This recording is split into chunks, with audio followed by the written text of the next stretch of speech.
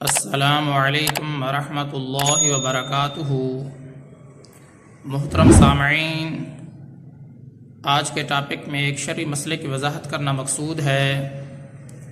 وہ شرعی مسئلہ یہ ہے، بچہ ہو یا بچی ہو، ان کے نکاح کرنے کی صحیح عمر کیا ہے؟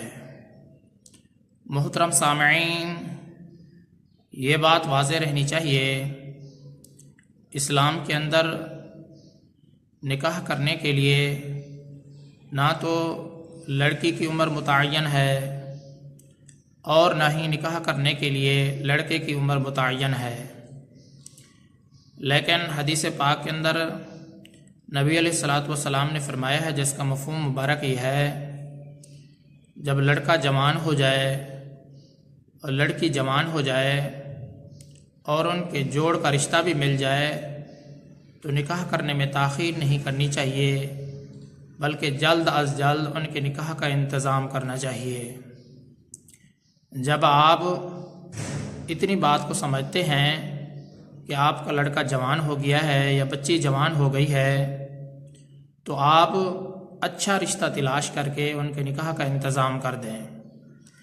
کہیں ایسا نہ ہونے پائے کہ آپ کی اولاد 25 سال تک تو پڑھتی رہے، 4-5 سال تک تو آپ ان کے نکاح کے بارے میں سوچتے رہیں، اگر بچی ہو تو 4-5 سال تک اس کا آپ جہیز اکٹھا کرتے رہیں، تو 40 سال کے قریب تک آپ جا کر ان کا نکاح کریں تو ضرور یہ کسی نہ کسی کا گھر جو ہے نا برباد کرے گی۔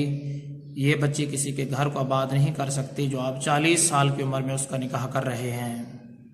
نبی علیہ الصلوۃ والسلام کی سنت کو جتنا جلد ہو سکے نکاح کو عام کریں اور سنت کو زندہ کریں۔ محترم سامعین، مسئلے کا خلاصہ یہ ہے، لڑکا ہو یا لڑکی ہو، اسلام کے اندر ان کی شادی کرنے کی کوئی خاص عمر متعین نہیں ہے۔ حدیث پاک سے اتنی بات ضرور ثابت ہوتی ہے، نبی علیہ الصلوۃ والسلام نے فرمایا، جس کا مفہوم مبارک یہ ہے کہ جب لڑکی جوان ہو جائے، لڑکا جوان ہو جائے اور جوڑ کا اچھا رشتہ مل جائے تو شادی کرنے میں، نکاح کرنے میں تاخیر سے کام نہیں لینا چاہیے، جلد از جلد ان کی شادی کا انتظام کر دینا چاہیے۔ جب لڑکا جوان ہو جائے، چاہے غریب کی بیٹی ہے، اگر اچھی ہے، اچھے اوصاف والی ہے، تو آپ اپنے لڑکے کی شادی اسی لڑکی سے کر دیں۔ پیسے کو نہ دیکھیں، خوشی پیسے سے نہیں خریدی جا سکتی۔ اور اسی طریقے سے اگر آپ کی بچی ہے، جوان ہو گئی ہے، آپ یہ نہ ایسا لڑکا نہ تلاش کریں کہ پیسے والا ہو، امیر ہو، جائیداد والا ہو۔ یاد رکھنا چاہیے، نکاح کا ان چیزوں کے ساتھ کوئی تعلق نہیں ہے۔ جتنی جلدی ہو سکے اتنا ہی جلدی جوان ہونے کے بعد ان کی شادی کا انتظام کرنا چاہیے، ان کے نکاح کا انتظام کرنا چاہیے۔ اگر آپ ایسا نہیں کریں گے تو آپ جس طریقے سے دیکھیں کہ معاشرہ برائی کی طرف گامزن ہے، تو اس میں آپ اضافہ ہی دیکھیں گے، کمی نہیں دیکھیں گے۔ اللہ تبارک و تعالیٰ سے دعا ہے کہ اللہ تعالیٰ مجھے بھی اور تمام مسلمانوں کو صحیح معنی میں ہدایت عطا فرمائے۔ میں آپ سب کی دعاؤں کا طلبگار ہوں۔ محمد ثناء اللہ فاروق۔